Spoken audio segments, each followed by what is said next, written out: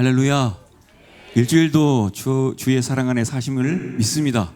오늘도 그 사랑에 감사해서 주를 찬양하면서 하나님 앞에 나아가도록 하겠습니다.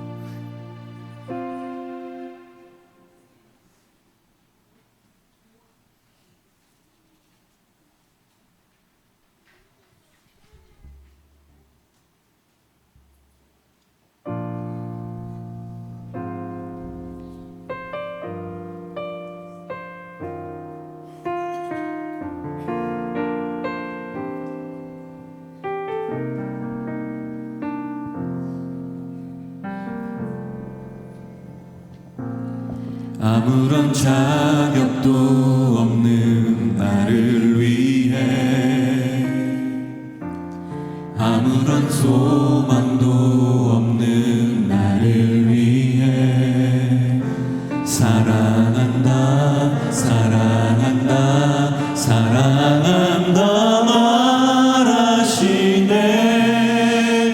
이 낮은 날 위해. 다시 한번 가볼까요?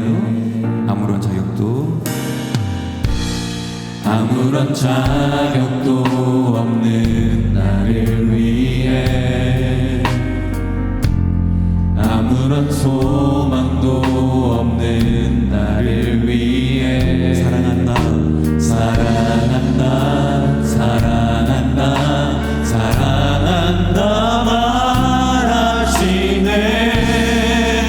이 낮은 날 위해 이제 나는 옛사람 아니요, 사망에서 건지신 주의 자녀이니, 그 한없는 주의 사랑 안에 기쁨으로 걸어가겠네.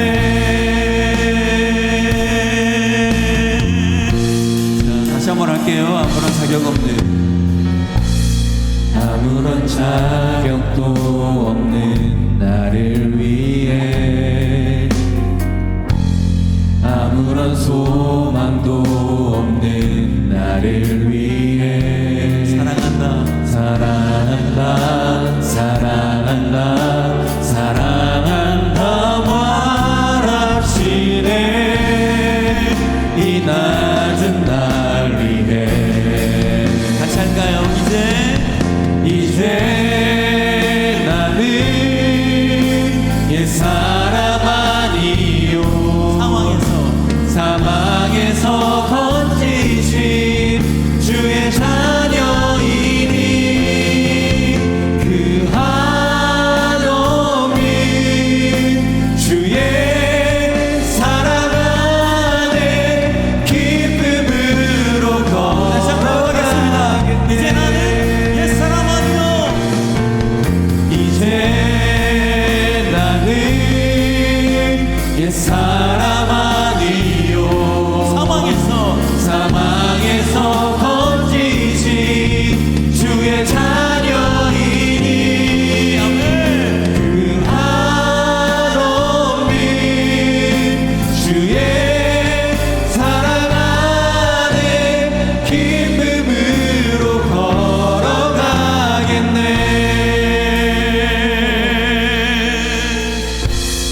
나의 사랑 나의 어여쁜 자야, 일어나 손을 잡고 함께 가자. 사랑한다 사랑한다 사랑한다 말하시네. 세상 끝날까지 이제 나는 옛사람 아니요, 사망에서 건지신 주의 자녀이니, 그 한없는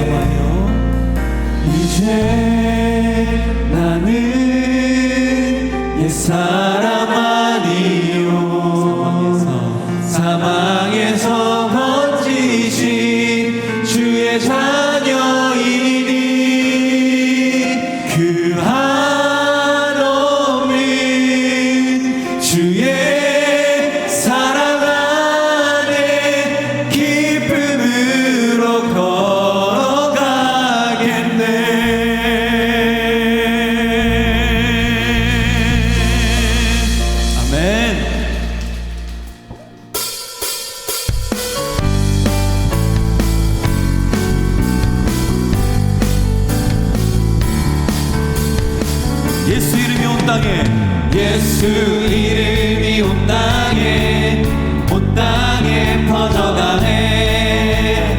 잃어버린 영혼 예수 이름, 그 이름 듣고 돌아오네. 아멘. 예수님 기뻐 노래하시니 잃어버린 영혼 돌아올 때. 예수님 기뻐 춤추시니 잃어버린 영혼 돌아올 때. 자, 우리 1절 다시 한번 할게요. 예수 이름이 온 땅에, 예수 이름이 온 땅에 퍼져가네. 잃어버린 영혼 예수 이름, 그 이름 듣고 돌아오네.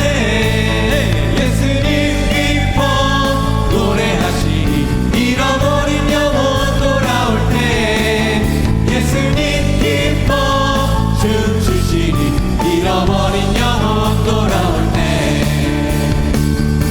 자, 예수 이름, 예수 이름이 온 땅에 선포되네. 하나님의 나라 열방 중에 임하시네. 하나님 기뻐 노래하시니 열방이 주께 돌아올 때.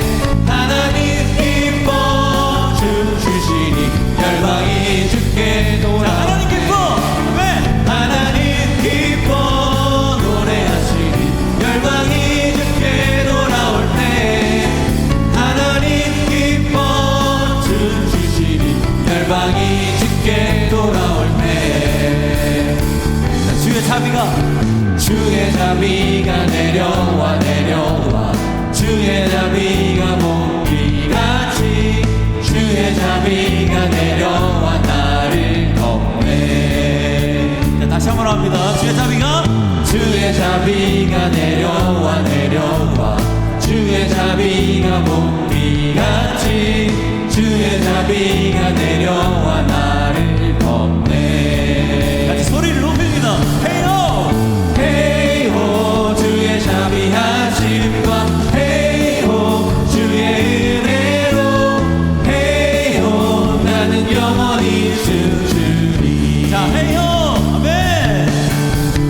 헤이호 주의 자비하심과 헤이호 주의 은혜로 헤이호 나는 영원히 춤추리. 처음부터 다시 한번 해볼게요. 주의 자비가 내려와 주의 자비가 몽비같이 주의 자비가 내려와 나를 덮네. 주의 자비가 내려와 주의 자비가 몽비같이 주의 자비가 내려와 나를 덮네. 다같이 해요. 헤이호 주의 자비하심과 헤이호 주의 은혜로 헤이호 나는 영원히 춤추리. 자, 우리 목소리로만 해볼게요. 헤이호 헤이호 주의 자비하심과 헤이호 주의 은혜로 헤이호 나는 영원히 춤추리. 자, 다같이 해요. 헤이호 주의 자비하심과 헤이호 주의 은혜로 헤이호 나는 영원히 춤추리. 아멘.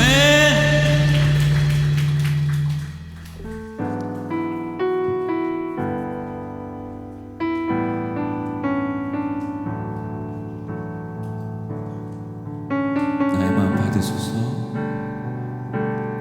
나의 마음 받으소서.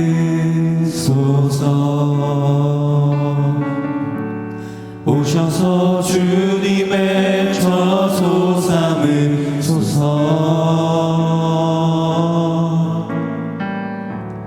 나의 전부이신 주여 내 맘을 받아주소서. 나의 마음 받으소서. 나의 마음 받으소서. 오셔서 오셔서 주님의 처소 삼으소서. 나의 전부이신 주여 내 맘을 받아주소서. 오 나의 맘을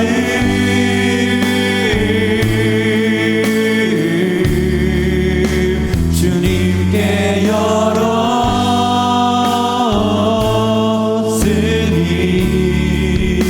주여 내게 오셔서 내 맘에 거하여 주옵소서. 주가 기뻐하는 주의 성전 되게 하소서. 나의 맘 받으소서.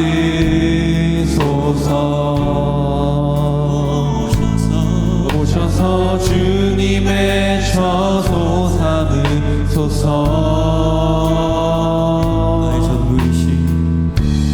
나의 전부이신 주여 내 맘을 받아주소서.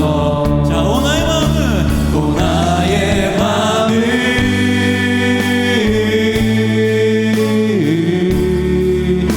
주님께 열었으니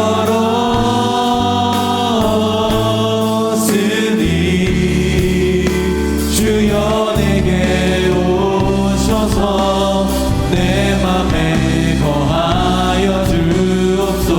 주가 기뻐하네. 주가 기뻐하네. 주의 성전 오 나의 맘을 주의 성전 내게 나의 맘을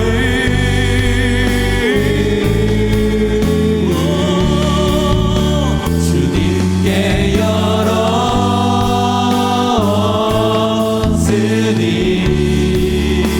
주여 내게 오셔서 내 맘에 거하여 주옵소서. 주가 기뻐하는 주의 성전 되게 하소서. 나의 맘 받으소서.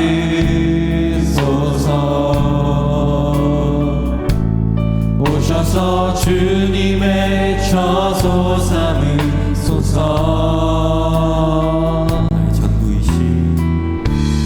나의 전부이신 주여 내 맘을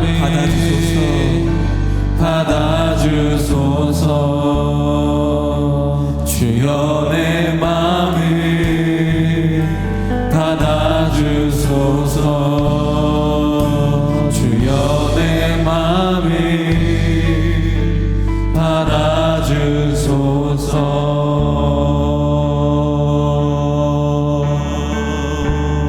아멘. 오직 주의 사랑에 내 영 기뻐 노래합니다. 이 소망의 언덕 기쁨의 땅에서 주께 사랑 드립니다. 오직 주의 제 안에 갇혀 내 영 기뻐 찬양합니다. 이 소명의 언덕 거룩한 땅에서 주께 경배드립니다.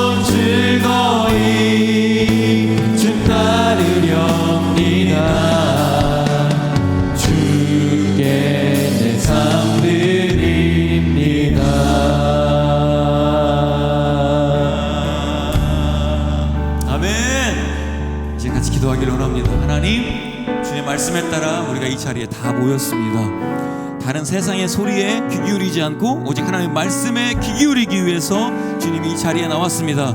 주님, 우리에게 말씀해 주시옵소서. 우리가 듣겠습니다. 주님, 이 자리가 주의 말씀으로 가득 차기를 원합니다. 함께 기도하며 주 앞에 나아가겠습니다.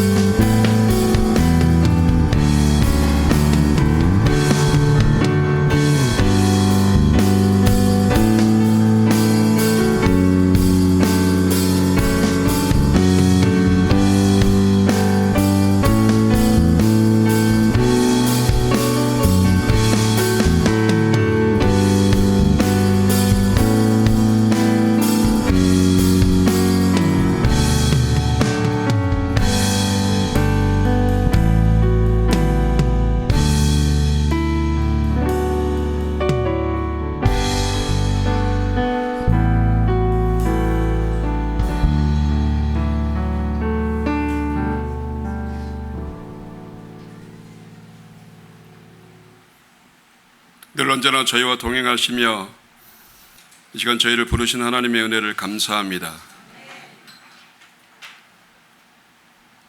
우리의 삶 가운데서 우리 하나님께서 인도해 주시고 축복하신 줄 믿습니다. 그 임마누엘 되신 하나님을 찬양합니다. 우리의 생명을 구원하시고 주님의 자녀 삼으신 은혜를 감사합니다. 죽은 영혼을 살리시고 말씀으로 호흡으로 생명을 불어넣으신 하나님을 찬양합니다. 우리가 늘 주시는 말씀 가운데서 깨달음을 얻고 말씀대로 살아 역사하는 삶을 살게 하여 주옵소서. 기드온의 300 용사처럼 하나님 담대함으로 오늘을 살게 하여 주옵소서. 하나님, 우리에게 주신 소명을 잘 기억하게 하시고 감당케 하여 주시고 이 땅에 세우신 주님의 귀한 본분을 잊지 않도록 주님 축복하여 주옵소서. 사랑하는 교회를 세우신 하나님을 찬양하며 감사합니다. 서울 성서 침례가 더욱더 하나님 이 신길동에 영등포에 서울에 이 나라를 위해서 기도하는 민족이 교회가 되게 도와주시고 세계를 품고 선교하는 선교의 교회가 되게 도와주옵소서. 먼저 부르신 저희들 한 사람 한 사람이 주님의 뜻 가운데 말씀 가운데 살아 역사하며 주님의 자녀로 살게 하여 주옵소서. 우리 하나님께서 예배의 모든 순서를 주정하실 줄 믿습니다. 말씀을 전하실 이승록 담임 목사님을 축복하여 주시고 영의 육에 강건케 도와 주옵소서. 말씀의 능력을 더하여 주옵소서. 기도의 능력을 더하여 주옵소서. 모든 교회 일을 지휘하실 때 하나님께서 지혜와 역사를 더하여 주옵소서. 서울교회가 더욱더 부흥하며 역사하며 하나님 보시기에 참 좋은 교회 되게 도와 주옵소서. 그 가운데 속한 저희 한 사람 한 사람이 주님 앞에 칭찬 듣는 자 되게 도와 주옵소서. 마지막 때 하나님, 내가 정말 충성된 자라고 이름받을 수 있도록 우리 하나님께서 저희 가운데 동행하여 주옵소서. 하나님, 저희 가운데 영적으로 또 육체적으로 어려움 당한 또 치료가 필요한 회복이 필요한 분들이 있습니다. 하나님께서 안수하여 주시고 하나님 치유될 수 있도록 회복될 수 있도록 축복하여 주옵소서. 라파 되신 하나님을 의지합니다. 우리 하나님께서 동행하시고 그들과 늘 함께 하시며 역사하여 주옵소서. 성도들의 가정을 축복하여 주옵소서. 자녀들을 축복하여 주시고 직장과 사업을 축복하여 주옵소서. 하나님의 형통함과 하나님과 동행함에 복을 누리는 귀한 주님의 자녀 되게 도와 주옵소서. 또 이 시간에 하늘빛 교회에서 말씀을 전하시는 김학수 명예 목사님을 축복하여 주시고 교회를 축복하여 주옵소서. 귀한 말씀 사역되게 도와주시고 하나님의 은혜가 넘치게 도와 주옵소서. 이 시간 주님 앞에 나온 주의 백성들 하나님 머리마다 안수하여 주시고 하나님 기쁨으로 성령으로 말씀으로 살게 하여 주옵소서. 우리 하나님께서 이 시간 동행하시고 함께 하실 것을 믿으며 감사를 드릴 때 예수님의 이름으로 기도드렸습니다. 아멘.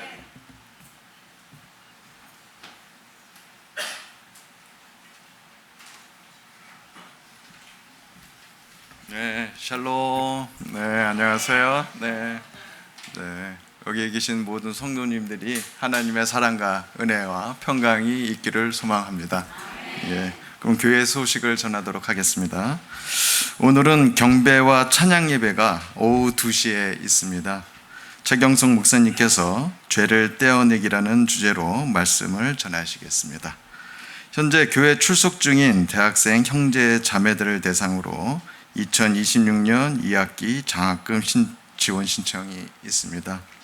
신청 기간은 7월 12일부터 다음 달 8월 2일까지이고 신청 서류는 홈페이지 게시판에서 다운받아 작성하신 후에 교회 사무실로 제출해 주시면 됩니다.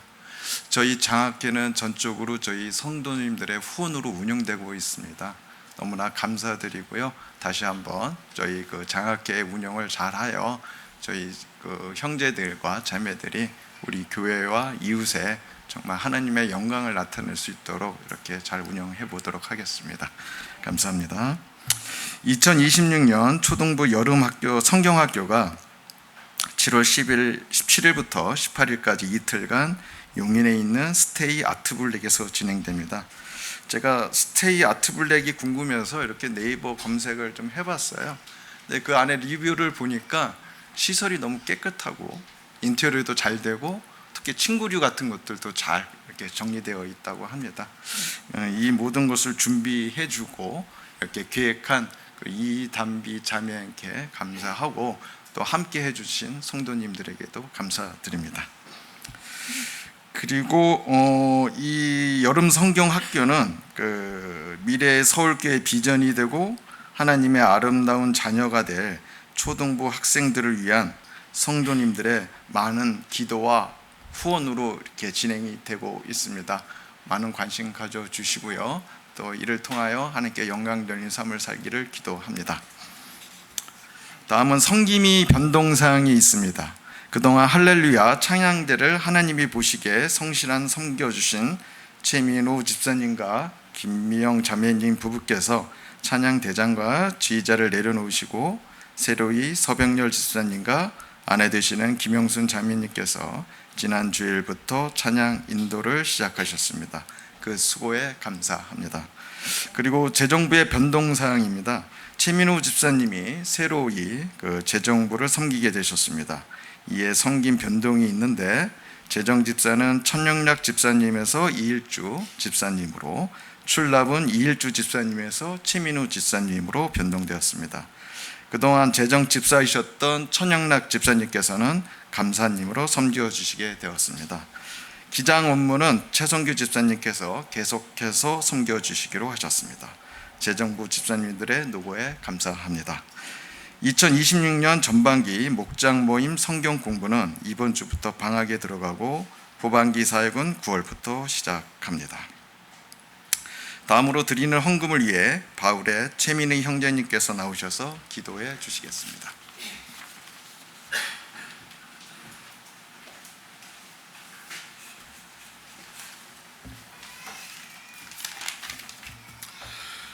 살아계신 하나님, 지나온 모든 발걸음이 주님의 은혜에 있음에 감사합니다. 하나님, 무더위와 장마의 계절을 지나고 있는 저희를 긍휼히 여겨주소서.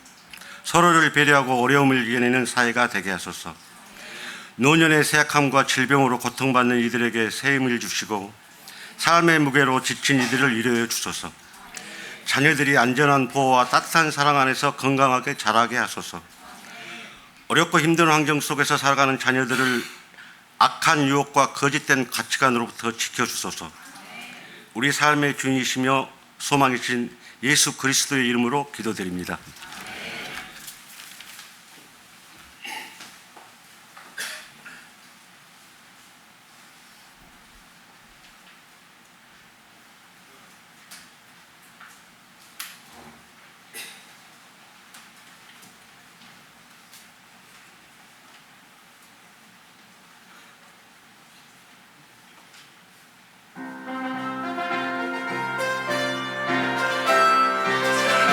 나의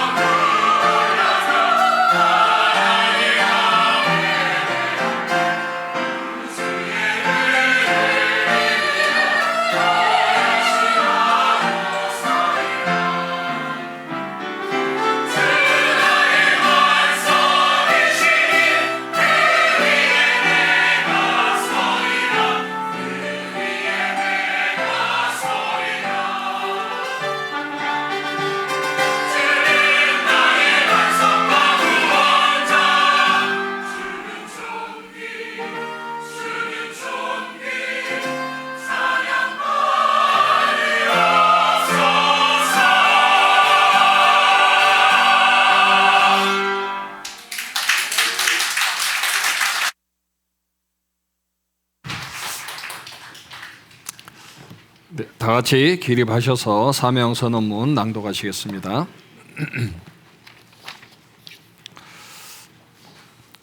서울 성서침례교회 사명 선언문. 권세와 권능을 소유한 말씀의 사명자가 되기 위해 성경의 3대 핵심 가치를 가슴에 품고 달려가는 행복한 교회. 하나, 바른 인성을 통한 이웃사랑. 하나, 바른 비전을 통한 세계 선교. 아멘. 오늘 하나님께서 우리에게 주신 말씀은 사도행전 5장 12절로 42절 말씀입니다. 그 중에 교독하기는 34절로 42절 말씀을 교독하시도록 하겠습니다. 사도행전 5장 34절로 42절 말씀 교독하시겠습니다. 제가 먼저 읽겠습니다. 바리새인 가말리엘은 율법 교사로 모든 백성에게 존경을 받는 자라. 공회 중에 일어나 명하여 사도들을 잠깐 밖에 나가게 하고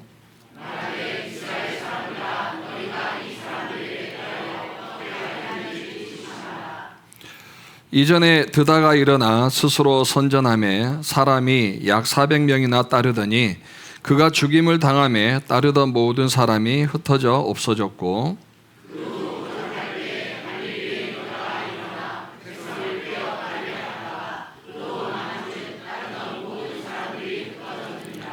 이제 내가 너희에게 말하노니 이 사람들을 상관하지 말고 버려두라.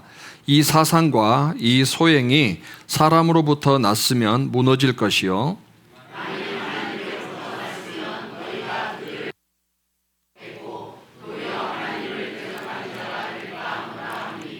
그들이 옳게 여겨 사도들을 불러들여 채찍질하며 예수의 이름으로 말하는 것을 금하고 놓으니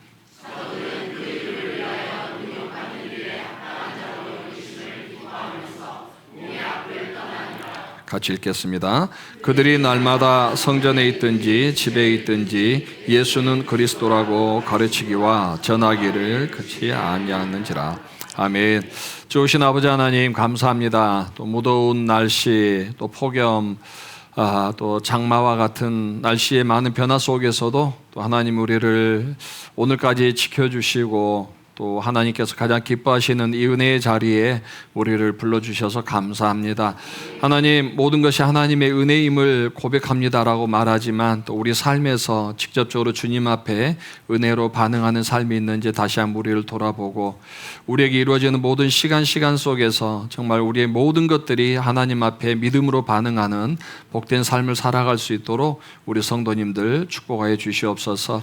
오늘 이 예배 가운데도 또 하나님의 위로와 하나님의 힘이 필요한 성도님들이 있으면 주님 원대로 부어주시고 능력 더하여 주시어서 하나님의 능력으로 또 주님이 주신 믿음으로 또 한 주간 승리할 수 있도록 주님 도와주시옵소서. 예배 가운데 함께 하신 하나님 감사하고 예수님의 이름으로 기도드렸습니다. 아멘. 우리나라는 삼면이 바다로 둘러싸여 있고요. 제가 교과서로 배우기는 14개의 산맥으로 이루어졌다라고 배웠는데 최근에 2000년도인가 국토연구원이 3D를 통해서 우리나라를 확인해 보니 14개의 산맥이 아니라 54개의 산맥으로 이루어졌다라고 얘기가 돼 있답니다. 그러니까 우리나라 전체 국토 면적의 3분의 2, 62.6%가 산으로 둘러싸여 있는, 산으로 되어 있는 그런 나라이죠. 그래서 산을 이루는 가장 중요한 요소 중에 하나가 나무라는 것을 우리는 다 알고 있습니다. 산을 아름답게 만들고 산에 생명을 불어넣고 그 생명이 또 계속적으로 흘러가도록 만드는 그 역할들이 나무인데요. 나무라 해서 다 좋은 나무는 아닌 것 같습니다. 어떤 나무는 잠시 있다 사라지는 나무도 있고 또 오래오래 그 산에 머물면서 수백 년을 지켜가면서 산을 이루는 나무들도 있습니다. 또 그 자리를 지키는 것도 쉽지만은 않다는 건 우리는 잘 알죠. 한 그루의 나무가 심어져서 또 장 커질 때까지는 봄, 여름, 가을, 겨울 사계절을 또 이겨내야 되고 폭염과 또 때로는 비와 바람과 추위를 이겨내야 되는 그런 과정들 속에서도 그 모든 역경들을 견뎌내고 자기 자리를 지킨 나무들이 1년, 10년, 100년을 살아가면서 산을 이루고 산을 지키는 겁니다.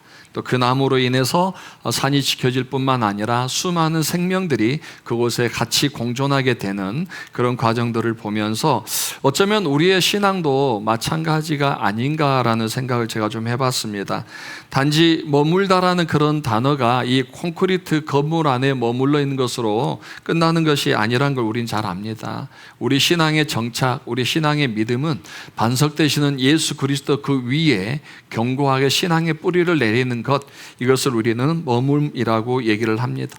나무가 한 자리에서 뿌리를 내리며 또 그곳에서 함께 뿌리를 내리는 나무들과 어울려서 큰 산을 이루고 생명을 품는 것처럼 우리도 믿음에 있어서 한 사람 한 사람이 반석되시는 예수 그리스도의 그 위에 뿌리를 내리고 지키고 또 그 옆에 누군가 동일한 믿음을 가진 사람들이 하나하나 만들 때 믿음이라는 숲을 이루어가고 또 산을 만들어가고 그 산의 숲 속에 있어 또 새로운 생명들이 태어나면서 끊임없이 하나님의 나라는 확장되어져 가고 또 하나님의 나라는 그 안에서 구원을 발휘하리라 믿습니다.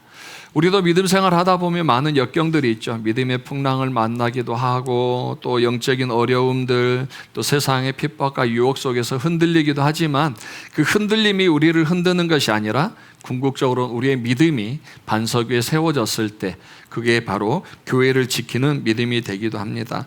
다 마찬가지겠지만 저는 성경을 묵상할 때 항상 물음표를 한번 던져봐요. 말씀의 의문에 대한 하나님의 말씀을 신뢰하지 못하기 때문이 아니라 왜 이렇게 됐지라는 물음표를 늘 던져보는데 오늘도 말씀을 묵상하면서 두 가지 질문을 제가 한번 생각해 봤습니다. 첫째는 누가 초대교회를 지켰고 성장시켰는가라는 질문이었습니다.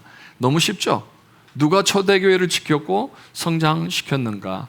그 당시에 구원받고 또 예수님을 믿는 사람들이 당연히 교회를 지키고 성장시켰겠죠. 그런데 오늘날은 그럼 예수님을 믿는 사람들은 있는가? 있죠? 그죠? 여러분이 예수 믿는 사람들이잖아요.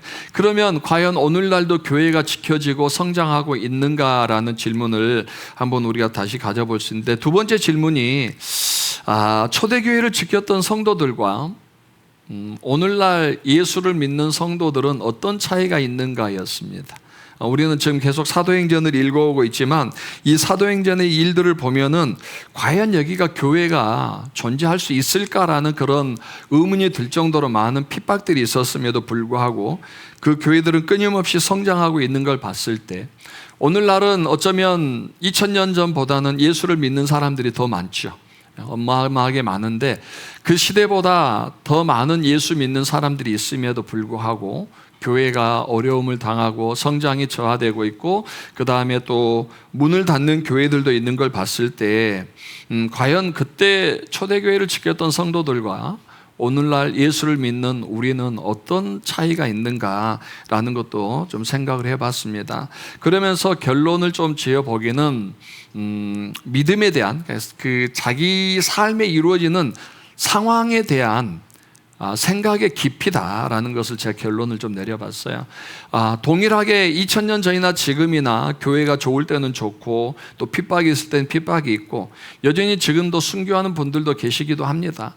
그럼에도 불구하고 그런 상황에서 어떤 교회는 더 성장하기도 하고 어떤 교회는 퇴보하기도 하는 걸 봤을 때에 상황의 문제가 아니라 그 상황을 바라보고 해석하는 그 성도의 믿음, 그 다음에 그 상황을 생각하는 생각의 깊이에 따라서 그 사람의 믿음이 존속될 수도 있고 아니면은 믿음이 퇴보할 수도 있고 그 성도들이 모인 교회가 부흥할 수도 있고 그 교회가 더 쇠퇴해질 수도 있다라는 생각을 좀 해봤습니다. 대부분의 사람들은 상황이 발생했을 때 자기 연민에 빠지는 것 같아요. 자기 감정에 충실해지는 것 같아요. 그래서 이런 상황이 있을 때 나는 그때 그럴 수밖에 없었어라는 이유를 가지고 옵니다. 그런데 오늘 우리가 이제 초대교회 성도들을 좀 쭉 살펴보면은 그들은 자기 연민이나 자기 처지에서 해석하려고 하지 않고 그 모든 상황을 하나님의 믿음 안에서 그리고 하나님의 생각 안에서 해석해내려고 노력했다는 것을 우리는 발견할 수 있다는 거죠.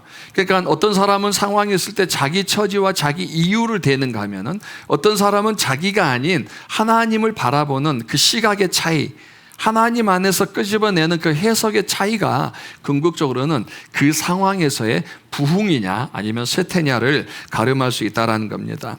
오늘 말씀을 보시면 12절에서 16절 말씀은 사도들이 많은 표적을 나타냅니다. 기세를 행합니다. 그래서 사람들이 사도들에게 찾아와서 자기 병 낫기를 원합니다. 심지어는 어떤 사람은 베드로가 지나갈 때 그냥 스치기만 해도, 그림자만 스쳐도 병이 나을 거라고 생각하는 사람들도 많았고, 또 예루살렘 인근에 있는 사람들은 병든 사람들, 또 귀신 들린 사람들, 여러 사람들을 데리고 와서 사도들 앞에 데려와요. 그리고 사도들이 그들을 위해서 기도해 줄 때 병이 낫습니다. 여기까지 보면 참 좋은 의미 같아요. 그런데 이 교회 안에 이루어지는 이런 여러 가지 긍정적인 형상들이 일어나는데, 자, 이 상황을 보고 여러분 누가 가장 기뻐할까요? 이렇게 병자들이 병을 고치고 구원받고 교회가 성장하는 모습을 볼 때 누가 가장 기뻐하시겠습니까? 당연히 하나님이시죠. 그죠? 하나님이시죠. 그런데 이 상황을 보고 불편해하는 사람들이 있었다라고 성경은 얘기를 해요.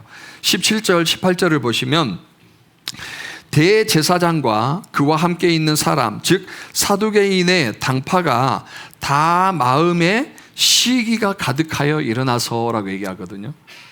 자, 보세요. 지금 영혼들이 육체의 모든 질병으로부터 해방을 받고 자유함을 얻고 건강함을 얻고 구원받고 교회가 성장하고 있어요. 그런데 이것을 보고 시기가 가득한 사람들이 있었다라는 거예요. 그들이 바로 대제사장과 사두개인입니다. 대제사장과 사두개인은 다른 우리가 말하는 그 율법사들과 달라요. 이 사람들은 직접적으로 성전에서 제사에 관여된 사람들이잖아요. 그러니까 다른 율법사들은 성경을 가르치기 때문에 성전 밖에서도 해도 되는 일이지만, 제사장과 사두개인들은 성전 안에서 일을 하는 사람들로서 어쩌면 하나님과 가장 가까운, 물리적으로는 가장 가까운 공간 안에 있다라고 봐도 우리가 특별히 부정할 일이 아니지만, 이 사람들이 오히려 하나님이 가장 기뻐하시는 그 상황을 보고, 하나님이 가장 기뻐하시는 일을 보고 지금 마음에 시기가 가득하다라는 거예요. 이게 무슨 말인지 아시겠죠? 똑같은 상황이 벌어지고 하나님은 기뻐하시는데, 하나님의 기뻐하심과 반대되게 하나님과 누구보다도 가까이 있다고 하는 그 사람들 중에서는 그 일에 대해서 시기하는 자도 있다라는 거예요. 그러니까 그 상황을 어떻게 바라보고 어떻게 해석하느냐가 그만큼 중요한 이야기인데, 자, 18절에 보시면 이 일이 일어나는 것에 대해서 시기하던 대제사장과 사두개인이 그 일을 행하는 사도들을 잡아다가 옥에 가두었다라고 얘기를 합니다. 마음의 시기까지는 있을 수는 있을 것 같아요. 조금은 그죠? 남들 잘 되면 좀 시기가 있을 수도 있고 배 아플 수도 있죠. 근데 그거는 인간의 감정이라 그나마 인정하지만, 그 다음에 문제가 뭡니까? 그 일을 방해하고 일어나지 못하도록 차단하는 일이 발생한다라는 거예요. 이게 하나님 앞에서 대적하는 일이죠. 하나님이 기뻐하시는 일이고 하나님이 원하시는 일이 이루어지고 있는데, 그거에 대해서 부정적인 마음을 가진 것까지도 아닌 것 같은데, 오히려 그걸 행동으로 옮겨서 이제는 그 일을 행하는 자들의 앞길을 막고 그들이 행하지 못하도록 감옥에 가두는 이런 일들이 일어나고 있다는 것을 봤을 때 참 불편한 일입니다. 그런데 하나님께서는 그들을 감옥에 그대로 두지 않으시고 주의 사자들을 보내서 옥문을 여시고 다시 가서 복음을 전하라라고 얘기를 합니다. 그랬더니 사도들이 주의 사자의 말을 듣고 가서 복음을 전합니다. 그랬더니 이 대제사장과 또 사두개인들이 그 일어나는 일들을 보고 다시 그 성전에 맡은 부하들을 보내서 잡아오라고 얘기합니다. 그리고 27절에 이렇게 합니다. 그들을 끌어다가 공회 앞에 세우니 대제사장이 물어. 다시 주의 사자들이 그들을 꺼내서 했다면은 이거는 초자연적인 역사지 않아요. 이건 내가 잘못 생각했구나. 하나님이 하시는 일이고 우리가 막을 수 없구나 라고 생각해야 되는데, 그 일을 보고 다시 그들을 끌어다가 공회 앞에 세우고 이제 대제사장이 신문을 하는 겁니다. 28절을 보시면 이르되 우리가 이 이름으로, 저 누가요? 우리가 이 이름으로 사람을 가르치지 말라고 엄금하였으되, 엄하게 금했는데 지난번 2장 3장 몇 장에서 계속 협박했잖아요. 예수 이름으로 도무지 아무것도 가르치지 말라라고 그렇게 협박을 했고 너희들에게 그렇게 엄격하게 금했다라는 얘기입니다. 자, 아까 12절에서 16절은 그 일이 하나님의 일이죠. 하나님이 행하시는 일이죠. 그런데 28절에서 뭐라고 얘기합니까? 우리가, 하나님의 일을 대적하는 우리가 지금 너희들한테 얘기했지 않느냐. 하나님의 역사가 이루어지는 그 모든 시간 속에서 계속적으로 이들이 바라보는 건 뭐예요? 우리가 라는, 내가 말했는데 왜 말 안 들어? 라는 얘기. 내가 말했는데 왜 말 안 들어? 라고 얘기하면서 이들이 그렇게 사도들을 지금 협박하고 있는 부분들을 보게 되는데, 지금 이 사도 그 대제사장과 또 사두개인들 그리고 공회에 있는 사람들에게는 하나님 일이 관심이 없어요. 딱 보면 알잖아요. 하나님 일이 되고 안 되고가 아니라 뭐예요? 지금 내 감정에 충실하고 싶은 거예요. 내 감정에. 그래서 17절에도 내 마음에 시기가 가득한 것, 하나님이 기뻐하시는 관점에서 같이 기뻐하고 같이 찬양해야 되는 것이 아니라 그냥 내 마음이 불편해요. 왜냐하면 그 전에 사도들이 나타나기 전에는 그래도 사람들이 다 종교적인 관습 속에서 대제사장에게 또 사두개인들에게 와서 또 그들의 어떤 물질을 드리고 그들에게 또 그들을 또 안양을 떠면서 잘 보이려고 했잖아요. 그러니까 그동안은 자기들이 인기를 끌고 모든 백성의 관심이 자기에게 와 있는데 사도들이 오는 순간 백성이 자기들을 떠나는 거예요. 그리고 사도들이 더 인기가 많아요. 아까 우리가 안 읽었습니다만은 그 백성들이 오히려 그 사도들을 더 존경하기 시작했다라고 돼 있거든요. 그러니 나에게 관심이 쏠렸던 이 백성의 시선이 이제 사도들에게 가고 또 그 사도들에게 갔던 시선이 하나님께 올라가니까 이 대제사장으로서는 굉장히 불편할 수밖에 없었죠. 그래서 마음의 시기가 있었다라는 얘기를 하고 또 28절에는 내가 말한 걸 왜 내 말을 안 들어라는 얘기를 하는 거예요. 그것은 자기 역사의 주도권이 누구에게 있다고 지금 생각하는 거예요? 여전히 자기에게 있다고 생각하는 거예요. 왜 내 말을 안 들어? 내가 하지 말았으면 하지 말아야지 라고 얘기를 하는 거예요.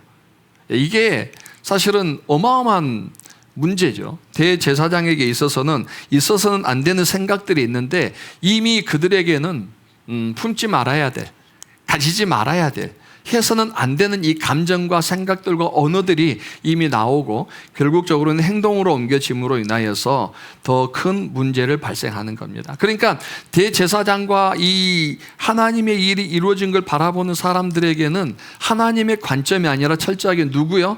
나라는 관점에서 바라보는 거예요. 나라는 관점에서 바라보니 하나님의 일이 중요하지 않아요. 그 병든 자들이 육체적으로 회복을 이루어지는 게 중요하지 않아요. 아무것도 중요하지 않아요. 지금 내가 불편한 거예요. 내가 불편하기 때문에 그 불편함을 어떻게 해소해야 되는가에 대한 부분들을 가지고 오히려 하나님의 일을 이루는 사람들을 감옥에 가두고 협박하는 문제가 발생하는 거죠. 자, 이어서 34절로 37절 말씀을 같이 보시면 바리새인 가말리엘은 율법교사로 모든 백성에게 존경을 받는 자라 공회 중에 일어나 명하여 사도들을 잠깐 밖에 나가게 하고 말하되 이스라엘 사람들아 너희가 이 사람들에게 대하여 어떻게 하려는지 어떻게 하라고요? 조심하라고 얘기합니다. 조심해라. 왜냐하면 36절 보시면 이전에 드다가 일어나 스스로 선전하며 사람이 약 400명이나 따르더니 그가 죽임을 당함에 따르던 모든 사람들이 흩어져 없어졌고 그 후에 호적할 때에 갈릴리의 유다가 일어나 백성을 깨어 따르게 하다가 그도 망한즉 따르던 모든 사람이 흩어졌느니라 라고 얘기합니다. 여기서 드다라는 사람이 종교적인 명목을 가지고 사람들을 선동을 했어요. 그때 사람들이 400명이나 따랐습니다. 그러니까 또 대제사장도 시기했겠죠. 그런데 그가 죽임을 당했다고 그랬어요. 누군가 그를 죽인 거예요. 그죠? 죽였더니 그 모든 사람들이 흩어졌다. 드다를 따르던 사람들이 흩어졌다라고 얘기를 합니다. 그리고 그 후에도 갈릴리의 유다는 우리가 생각하는 유다가 아니고요. 골란이라는 그 족의 특별한 사람입니다. 그 유다가 일어나서 또 백성을 꾀하고 종교적으로 선동했을 때도 많은 사람이 따랐다는 거예요. 근데 그가 망했을 때 모든 사람들이 흩어졌다라고 얘기를 합니다. 이 역사적인 과거의 역사를 한번 우리가 보면서 생각을 해보자. 그리고 38절에 얘기합니다. 이제 내가 너희에게 말하노니 이 사람들을 상관하지 말고, 지금 복음을 전하는 사도들입니다. 이 사람들을 상관하지 말고 버려두라. 그냥 내버려 두자. 이 사상과 이 소행이, 지금 사도들이 말하는 그 부활에 대한 예수 그리스도의 그 부활의 사상과 그 다음에 지금 복음으로 일어나고 있는 그 역사들이죠. 병자들이 고침을 받고 또 교회로 몰려든 이 소행들이 사람으로부터 났으면 어떻게 될 거라고요? 망할 거다라는 거예요. 디다가 그랬고 갈릴리의 유다가 그랬던 것처럼 그냥 내버려 둬도 그냥 끝날 거야. 그러니까 내버려 두자라고 얘기합니다. 그러나 진짜 이 말하고 싶었던 거는 39절이죠. 만일 우리가 생각하는 것처럼 우리가 지금 감옥에 가두고 복음을 전하지 못하게 하고 협박하고 핍박하던 이들이 사람의 어떤 선동이 아니라 만일 하나님께로부터 났으면, 핵심을 얘기하는 거예요. 하나님께로부터 났으면 너희가 그들을 무너뜨릴 수 없겠고, 너희들이 아무리 사도들을 협박하고 가둬도 이 일들을 멈추게 할 수 없겠다라는 얘기예요. 그 다음에 더 중요한 거는 도리어 하나님을 대적하는 자가 될까 하노라 라고 얘기합니다. 지금까지 이 상황이 이루어지면서요, 그 누구도 하나님을 생각한 사람이 없었는데 가말리엘이 처음으로 이 상황 속에서 야, 이게 하나님의 일인지 사람의 일인지 구별하는 방법이 있는데 그건 우리가 구별할 거 없고 그냥 내버려 두면 되는 거야. 사람의 일이면 자동적으로 소멸되겠지만 하나님의 일이면은 우리는 그를 대적하는 자가 되는 거고, 우리가 해도 막을 수 없어라고 얘기하면서 이 문제들에 대해서 그냥 내버려 두자라고 얘기합니다. 이 가말리엘은 냉정하게 판단한 거예요. 진짜 이게 하나님의 일인가? 의심될 수 있잖아요. 아니면 사도들이 잠시 정신 이상하게 돼서 그렇게 하는 건가?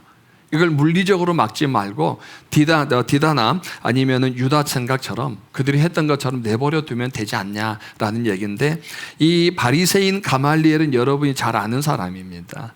바울의 스승이었죠. 바울이 내가 가말리엘에게서 율법 배웠다 해서 바울의 직접적인 율법 교사였습니다. 그런데 이 사람도 존경을 받는 사람이라고 그랬죠. 그러니까 이 사람이 지금까지는 하나님을 구원받은 사람은 아닌데 나중에 문헌에 보면은 이 공회를 떠나요.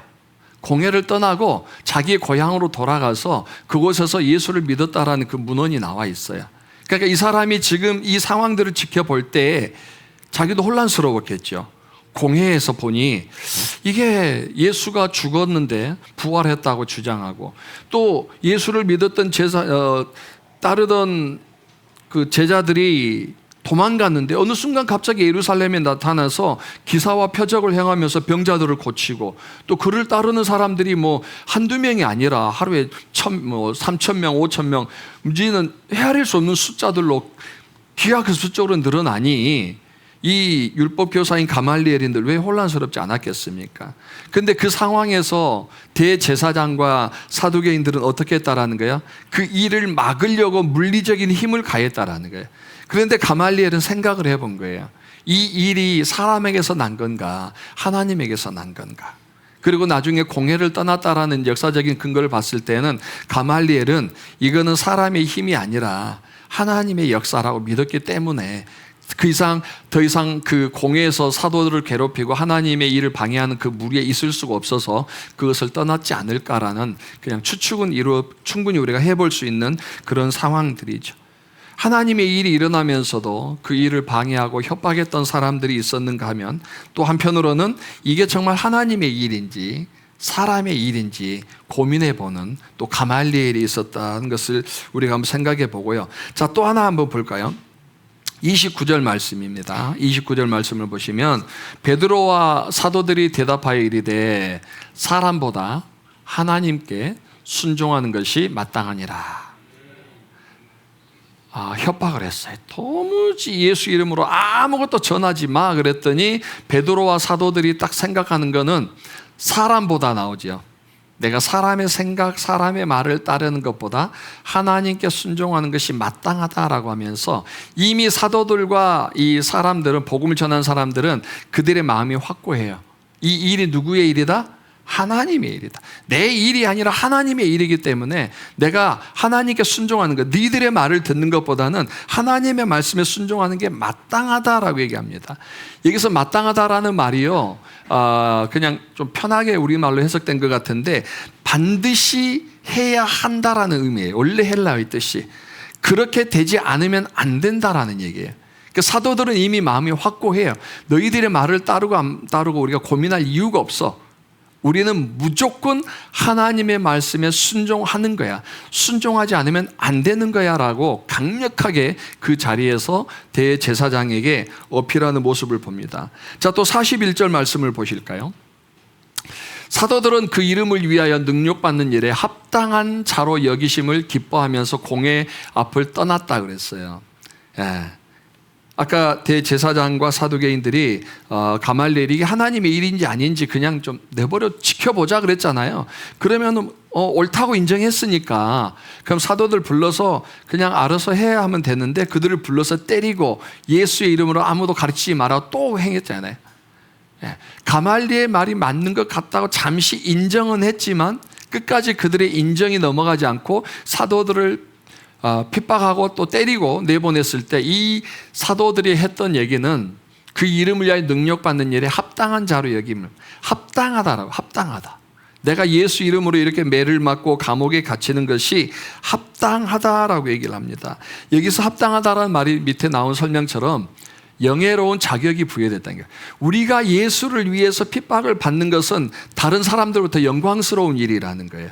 근데 여기서 비교급이 나오는데요. 세상의 기준으로는 형벌과 수치죠. 그죠? 매를 당했으니까. 근데 하나님께서 저울을 달아보면 그것은 그리스도와 동일한 무게, 고난이다라고 생각. 그러니까 사도들이 생각할 때 예수 그리스도는 십자가에 달려 돌아가심으로 말미암아 우리 죄를 사해 줬던 것처럼 우리도 이제 누군가를 위해서 핍박받는 것, 때로는 우리가 순교하는 것은 당연한 일인 거예요. 왜냐하면 그리스도의 죽음과 우리가 복음을 전하면서 죽이는 그 죽음의 무게는 하나님이 보실 땐 동일하게 여긴다라는 거예요. 가끔 우리는 그렇게 생각하죠. 우리가 어떻게 예수 그리스도와 동일할 수 있겠어? 근데 성경에서는 얘기합니다. 세상의 기준이나 사람의 기준이 아니라 하나님의 일을 위해서 거하나님의 가치와 하나님의 판단에 의해서 움직여지는 그 모든 것들은 그리스도께서 십자가에서 죽으심과 동일한 무게로 여겨주신다라는 거예요. 여러분 얼마나 영광스러운 자격입니까? 그래서 이 사도들이 생각할 때에 우리가 지금 받는 이 어려움, 고난, 고통은 마땅하고 합당하고 당연한 것이다라고 얘기하면서 42절에서 그들이 날마다 성전에 있든지 집에 있든지 예수는 그리스도라고 가르치기와 전하기를 그치지 아니하였다라고 얘기를 합니다. 궁극적으로 사도들에게 있어서 그들이 계속적으로 교회를 지키고 복음을 전하며 복음을 확장해 나갈 수 있었던 이유는 뭐냐면 그들의 생각의 방향이 하나님께 있었기 때문에 그래요. 생각의 방향이 어디예요? 하나님께 있었기 때문에. 사람이 아니라 내 감정이 아니라 도리어 그 모든 상황을 해석하는 믿음의 해석의 방법이 하나님의 관점에서 하나님의 가치에서 해석해냈기 때문에 결국적으로는 그들이 어떤 고난 앞에서도 굴하지 않고 계속적으로 복음을 전하는 그런 사람들이 됐습니다. 제가 처음에 두 가지 질문을 했다고 그랬죠. 누가 교회를 지키고 성장하는가? 2000년 전 교회를 지키고 성장시켰던 사람들과 오늘날 우리는 어떤 차이가 있는가? 여러분 말씀을 들으면서 좀 답을 찾아보셨어요? 누가 교회를 지키고 성장시키고 2000년 전에 교회를 지키고 성장시켰던 그 사도들과 성도들 오늘날 우리 어떤 믿음의 차이가 있는가 한번 생각해 본다면 쉽게 우리가 답을 찾을 수 있을 것 같습니다. 오늘 말씀의 제목을 산을 지키는 나무처럼이라고 그랬는데 한 자리에서 그 모든 역경을 이겨내고 그 자리에 뿌리를 내리고 살아갈 때 또 하나의 나무와 나무가 모여서 숲을 이루고 산을 만드는 것처럼 어쩌면 우리 그리스도인들도 우리의 삶의 역경과 고난 속에서 이해되지 않는 모든 시간들 속에서 그것을 내 감정이나 나의 처지에 대한 이해나 어떤 핑계를 대는 것이 아니라 그 상황에서 도리어 하나님의 뜻을 찾고 하나님의 가치를 찾고 하나님의 방향과 생각과 일치한다라면은 그게 우리 또한 그 내가 머물러야 될 그 자리에 머물러서 또 교회를 지키고 교회를 성장하고 하나님의 나라를 확장해 나가는 사람이 되지 않는가 생각을 해봅니다. 우리에게도 늘 따뜻한 봄날만 있는 것은 아닌 거 우리는 잘 알지요. 우리 인생에서도 신앙에 있어서도 많은 역경들이 있지만 그 역경들이 왜 나에게 주어지는지에 대한 해석의 차이가 결국 나를 성장시키거나 나를 또 퇴보시키는 그런 역할이 될 수도 있다는 것을 우리 성도님들이 꼭 기억하셨으면 좋겠습니다. 말씀을 마치면서 제가 한 가지 좀 우려되는 얘기들만 좀 같이 나눌게요. 몇 주 전에도 말씀드렸지만 일명 교차 성도 주일날 퐁당퐁당 나오는 성도들이 최근에 많아지는 것 같아요. 각자 이유가 있겠죠. 오늘 예배에 나오지 못하는 이유가 있을 거고 각자 이유가 있겠지만 그러나 2000년 전에 교회를 지키고 또 성장시켰던 성도들도 그들에게도 이유는 다 있었습니다. 그럼에도 불구하고 그들이 하나님과 가졌던 그 약속, 언약, 그 부분들을 지키기 위해서 목숨을 걸었다는 걸 우린 잘 알잖아요. 오늘 사도들도 그랬고 나중에 또 그 교회에 어마어마한 핍박이 이루어지면서도 불구하고 그들이 교회에 가면 많은 핍박이 있을 줄 알았지만 그럼에도 그들은 하나님께서 머물러 하는 그 자리에 머물기 위해서 그 자리에 머물렀고 그 자리에서 순교한 사람들도 있었습니다. 그 순교의 피가 2000년이 지난 오늘까지도 우리에게 복음으로 전해져서 우리가 이곳에서 예배를 드릴 수 있다는 것을 우리는 기억하면서요. 사랑하는 성도 여러분, 각자의 처지, 각자의 입장이 있을 수도 있지만 우리가 한 번 더 다시 생각해야 됩니다. 진짜 내가 11시 예배를 참석할 수 없는 이유가 있는 건지 아니면 그냥 이제는 어느 정도 나의 어떤 나태함 속에서 매너리즘에 빠져서 그냥 오늘 예배 그냥 온라인으로 드리지 오늘 그냥 예배 빠지고 어디 가지라 너무나 쉽게 생각하는 그런 예배에 우리의 자리가 아닌지 한번 고민해 볼 때가 된 것 같아요. 2000년 전에 그 성도들이 그냥 할 일 없어서 그 죽음의 자리로 간 거 아니잖아요. 물론 11시 이게 성경에 나와 있는 법적인 율법적인 예배 시간 아닌 건 압니다.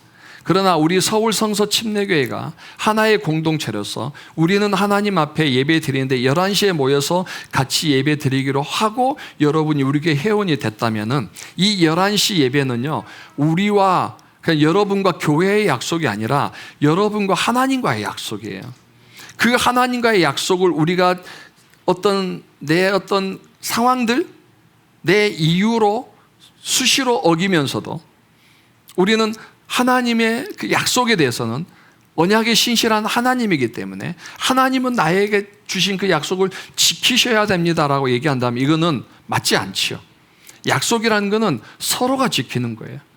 그 약속이 있을 때 그 약속에 대한 가치, 약속에 대한 이해, 어떤 그 해석들이 이루어지면서 내가 그 약속에 대해서 내 모든 것 올인할 때 상대방도 그 약속에 대해서 같이 올인할 때 그 약속에 대한 약속이 이루어지는 거고 서로가 합의점이 이루어지는 거예요. 오늘날 많은 그리스도인들이 본인의 의무, 본인이 하나님 앞에서의 생각의 깊이는 내려놓고 자꾸 하나님께만 요구하는 그런 삶들을 사는 걸 보면서 참 안타깝습니다. 저는 우리 교회 성도님들이 오늘 이 본문에 나오는 사람들처럼 어쩌면 하나님의 일이라고 생각하면서도 대제사장들처럼 불편해하는 사람들도 있을 거고 어쩌면 이게 하나님의 일이기 때문에 능력받는 것이 당연한 거고 합당한 걸로 여기면서 자기 어떤 처지보다는 하나님 안에서 그 믿음을 지키기 위해 움직이는 성도들도 있을 거라고 생각을 해요. 우리가 하루 24시간 365일 온전하게 다 예배를 드릴 수 없다 하더라도 그러나 궁극적으로 하나님과 맺어지는 그 언약에 대해서는 신실하신 우리 성도님들이 되기를 주님의 이름으로 축복합니다. 그래야만 여러분이 한 성도로서 그 자리에서 교회를 지킬 수 있고 여러분의 믿음의 터전을 만들 수 있는 거예요. 여러분이 흔들리고 여러분이 왔다 갔다 하고 뿌리를 내리지 못하면은 어떻게 산을 이룰 수 있겠습니까? 한 성도 한 성도가 모여서 거대한 숲을 이루고 그 숲이 생명을 품는 것처럼 전 우리 성도님들이 이제는 하나님을 향하여서 해석하는 생각, 또 어떤 상황을 바라볼 때 하나님의 가치로 판단하고 하나님의 가치 속에서 여러분의 삶을 드리는 우리 성도님들 되시기를 주님의 이름으로 축복합니다. 잠시 눈을 감고 우리 기도하는 시간 갖도록 하겠는데요. 2000년 전 그 어마어마한 핍박과 칼, 피비린내 나는 그 상황 속에서도 교회를 지키고 믿음을 지켰던 사람들이 있었기 때문에 오늘날 우리에게도 이 복음이 전해지고 또 우리가 이렇게 은혜로운 예배를 드리고 있는 걸 우리는 잘 압니다. 그때 모두가 믿음을 포기하고 교회를 떠났다면 오늘 우리도 없겠죠. 그러나 그들은 그 상황이 하나님께서 그들에게 주신 상황이며 그들이 감당한 그 고난과 역경과 그 섬김이 예수 그리스도께서 십자가에 달려 돌아가심과 동일한 가치라고 생각했기 때문에 그들은 죽음 앞에서도 두려워하지 않고 그들의 믿음의 자리를 지켰던 것처럼 오늘날 우리도 우리가 지금 겪고 있는 상황들, 어려움, 어쩌면 내 처지에 대한 비관들, 이 이유들이 내 믿음을 성장을 방해하고 오히려 퇴보하게 만들고 하나님과 멀어지게 만들고 어쩌면 우리 공동체 안의 약속인 예배 시간에 오지 못하도록 만드는 그런 여건일 수도 있을 거라고 생각합니다. 이제 2000년 전 그 성도들과 우리의 다른 것이 없음을 우리는 또 입증해야 되고 하나님 앞에서도 우리의 믿음을 검증해야 될 때라고 생각합니다. 자꾸 이유나 내 감정에 대한 충실함이 아니라 하나님께서 이 상황 속에서 나에게 무엇을 원하시는지, 내가 이것을 어떻게 해석하고 하나님 앞에서 어떤 가치로 평가하며 내가 믿음으로 반응하기를 원하시는지 한번 각자 하나님 앞에 기도하면서 혹시 지금도 여러분의 영적인 부분들을 흔들고 여러분을 믿음을 뿌리를 흔들려고 하는 그런 이유들이 있습니까? 그것들을 하나님 앞에 조용히 올려드리시고 오늘 믿음 안에서 해결을 받는 그런 우리 성도님들 되기를 바랍니다. 반주가 나온 동안 잠시 각자 기도한 시간들을 갖겠습니다. 살아계신 아버지 하나님 감사합니다. 아버지 하나님, 우리의 삶 속에 일어나는 많은 상황들이 나의 감정과 나의 이유와 또 나의 입장에서 나의 처지에서 해석하고 바라보고 한다면은 그 어떤 하나님의 일도 나에겐 중요한 것이 아니라 나에게만 중요한 일들입니다. 그러나 하나님, 우리 속에 일어나는 모든 시간 내의 그 상황들이 하나님께서 허락하신 것이 그 일들이 나에게 이루어지는 것에 대해서 사도들이 예수 그리스도의 십자가의 그 가치와 동일한 마음을 가지고 목숨을 걸며 하나님 앞에 순종했습니다. 그들이 교회를 세우는 자들이 되어 그들이 교회를 지키는 자들이 되어 2000년이 넘는 지금까지 믿음을 전승하는 믿음의 선조들이 되는 것. 아버지 하나님, 나의 감정, 나의 상황에 대한 이해가 아니라 하나님의 입장에서 또 하나님 주신 우리의 삶의 가치를 붙잡으며 살아갈 수 있도록 붙잡아 주시옵소서. 하나님, 다시 한번 기도하오니 우리 서울 성서 침례교회가 하나님에 대한 사랑, 하나님에 대한 깊이, 하나님께서 우리에게 맡기신 사명에 대한 가치를 분명히 붙잡고 나아가며 살아갈 수 있도록 도와주시고, 주님, 다시 한번 기도하오니 우리 교회가 이곳에서 더 세상의 빛으로 살아갑니다. 도와주시옵소서.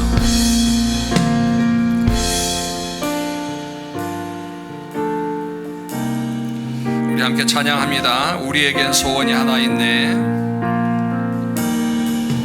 우리에겐 소원이 하나 있네. 주님 다시 오실 그날까지 우리 가슴에 새긴 주의 십자가 사랑 나의 교회를 사랑케 하네. 주의 교회를 향한 우리 마음, 주의 교회를 향한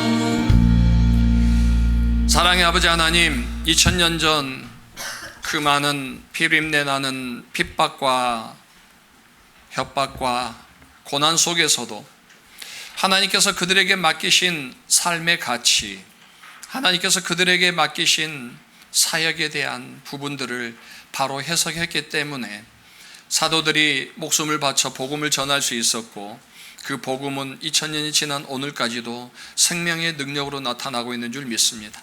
아버지 하나님, 오늘도 우리는 그들과 다를 것이 없는 동일한 믿음의 사람이요, 동일한 예수 그리스도의 십자가로 구원받은 사람들임을 고백합니다.